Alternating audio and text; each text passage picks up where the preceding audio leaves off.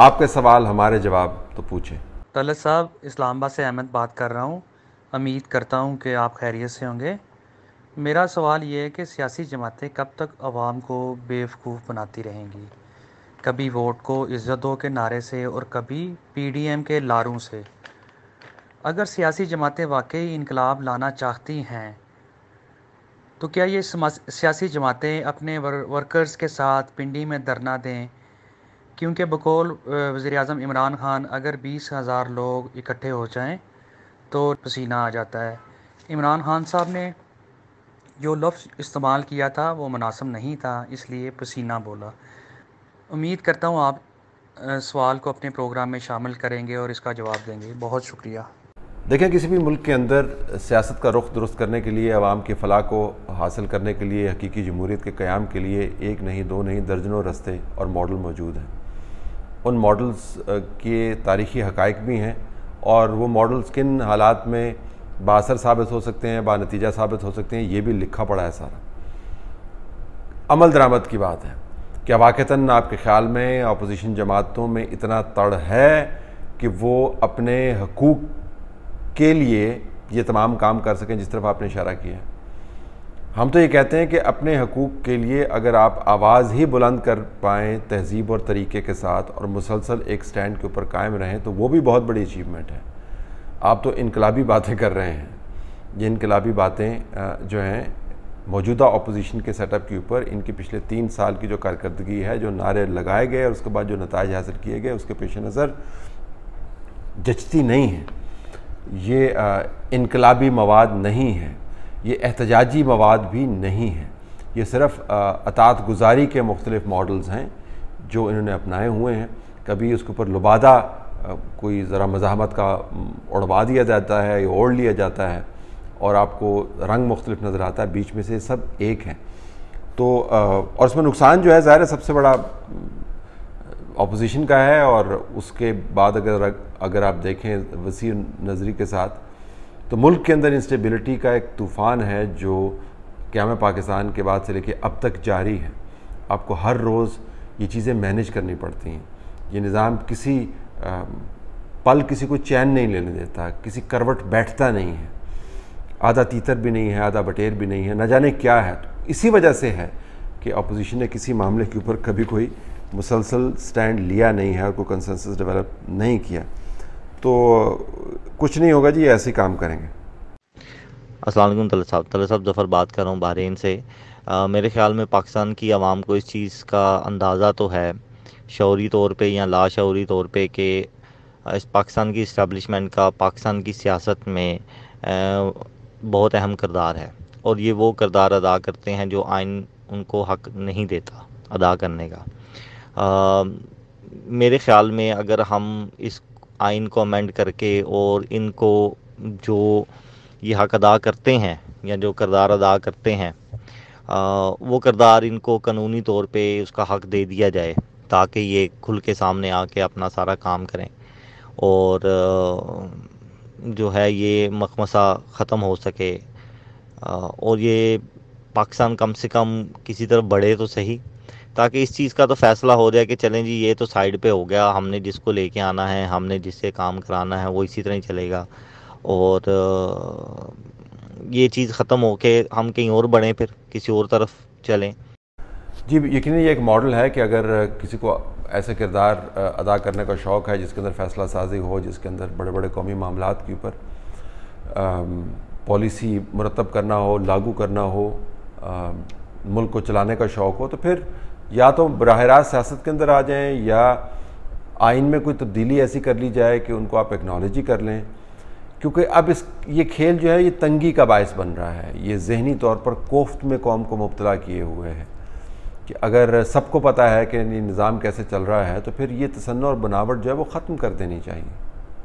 कौमी सलामती का इजलास होता है, उसके अंदर वो बातें होती हैं जो पहले से तयशुदा हैं, जो पॉलिसी इम्प्लीमेंट हो चुकी है, जो पैराडाइम यानी जो खाका है मुल्क को चलाने का वो तय हो चुका है। उसके बाद जाकर मुश्किल हालात के पेश नज़र और उन पॉलिसियों के नताइज से निपटने के लिए एक आप इजलास करते हैं और बताते हैं कि हम कंसेंसस डेवलप कर रहे हैं। तो अगर इस किस्म के हालात रहे तो फिर ये सवाल यकीन बनेगा कि काम तो ऑलरेडी हो रहा है तो इसको कानून आइनी तौर पर सैंक्शन कर दें, लेकिन सिर्फ मैं आपको ये बता दूं कि इस किस्म का कोई भी आइनी रोल जो है वो लॉन्ग टर्म बेसिस के ऊपर चल नहीं सकता, क्योंकि ये दो मुख्तलिफ डिशेस को मिलाकर एक जो नया पकवान बनाने का जो अंदाज़ है वो हमेशा से पाकिस्तान के अंदर अपनाया गया और हमेशा से उसने कड़वा पकवान ही बनाया है। किसी को सुकून नहीं आया वो पकवान खा के।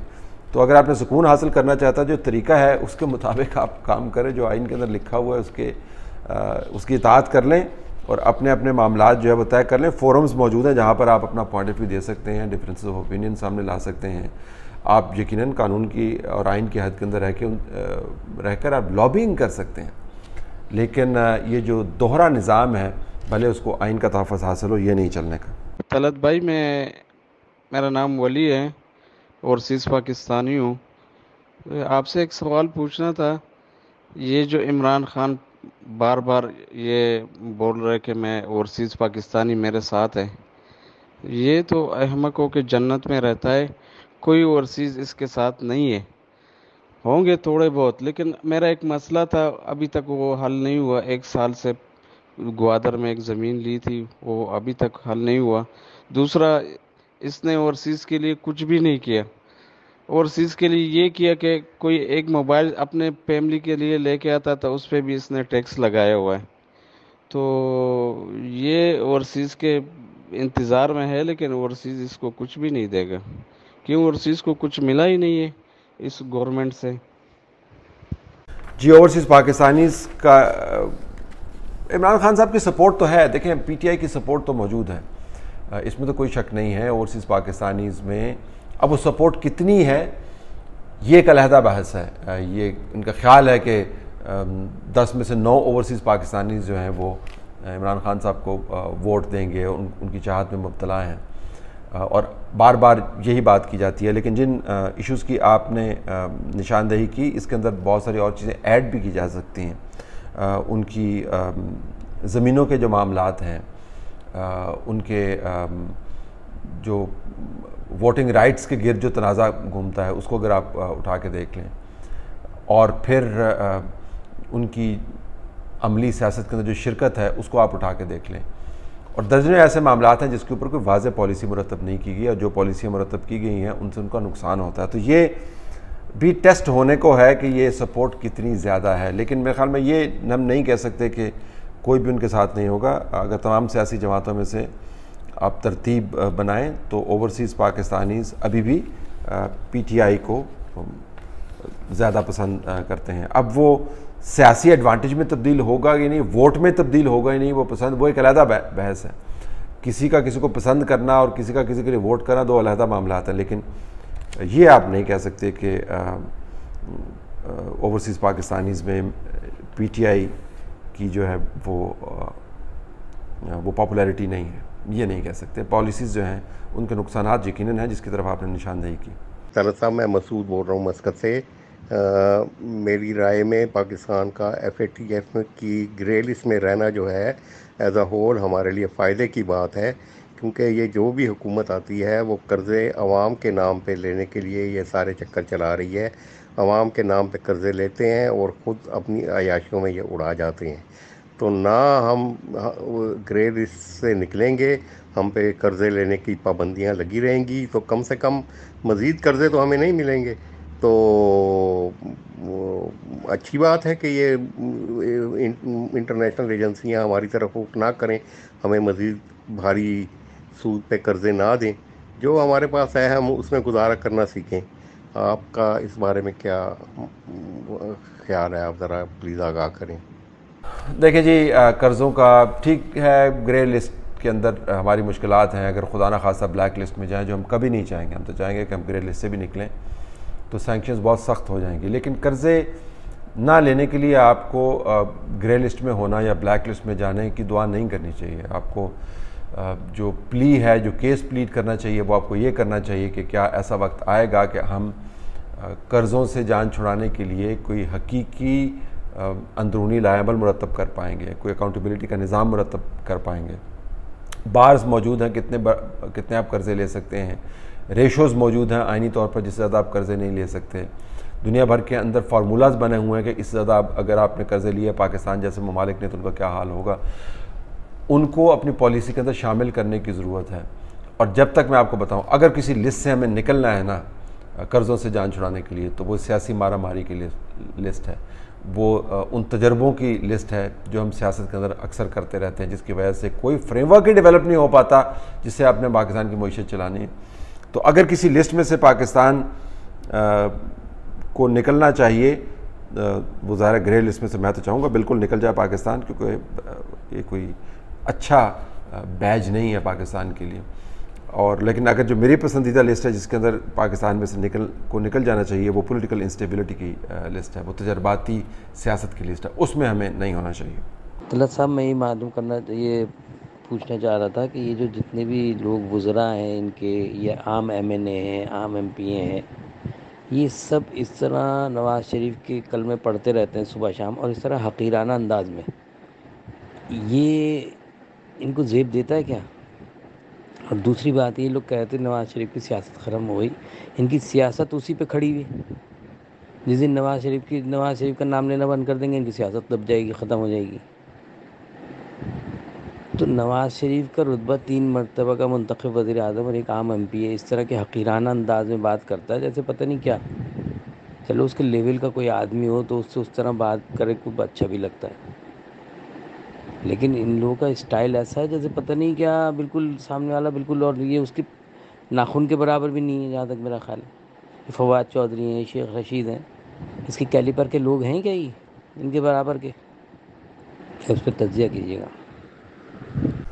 देखिए जी, ये कौन किसके बराबर है, ये तो ज़ाहिर है अगर आपको अपना लीडर पसंद है तो फिर आप उसकी तारीफ़ में यही बात करेंगे। लोग इमरान खान साहब के बारे में यही बात करते हैं, आसिफ अली ज़रदारी के बारे में ये बात करते हैं।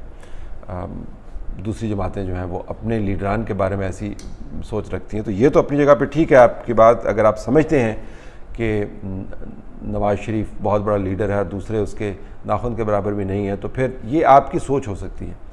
लेकिन मेरे ख़्याल में हर किसी को कानून और आइन में बराबरी के तराजू में तोलना चाहिए। ये दुरुस्त आपने कहा कि हर लीडर का कद काठ, उसकी तारीख़, सबको जब आप अपने जहन में रखते हैं तो उस का वज़न आपको ज़्यादा नज़र आता है। और ज़ाहिर है हिस्सा अगर आपको वोट का बहुत मिल रहा है और आप मुल्क की नुमाइंदगी भी कर चुके हैं, तो आपका जो सियासी जुस्सा है वो भी बावज़न होगा। तो ये बिल्कुल आपने दुरुस्त बात की। अमूमी तौर पर मैं बिल्कुल जो किसी की तज़लील है, किसी की तहकीर है, मैं उसके बिल्कुल मुखालिफ हूँ। चाहे वो MPA हो, यूनियन काउंसिल के लेवल से वो शुरू हुआ हो, लोगों का नुमाइंदा है। अगर लोगों का नुमाइंदा ना भी हो, पाकिस्तान का आम शहरी है जो किसी को नुमाइंदगी नहीं करता और सिर्फ अपनी नुमाइंदगी खुद ही करता है, उसकी भी तज़लील की गुंजाइश नहीं होनी चाहिए। ये तज़लील वाला जो अमल है इस सब पर इसे इज्तनाब जो है सब पर लागू होना चाहिए। भले आप बात कर रहे हो नवाज़ शरीफ की, एक ऐसे आम शहरी की जो ख़ुद भी अपने हकूक़ से वाकिफ़ नहीं है, किसी को किसी की तज़लील का हक़ हासिल नहीं है, और इस हवाले से तमाम पाकिस्तानी बराबर हैं।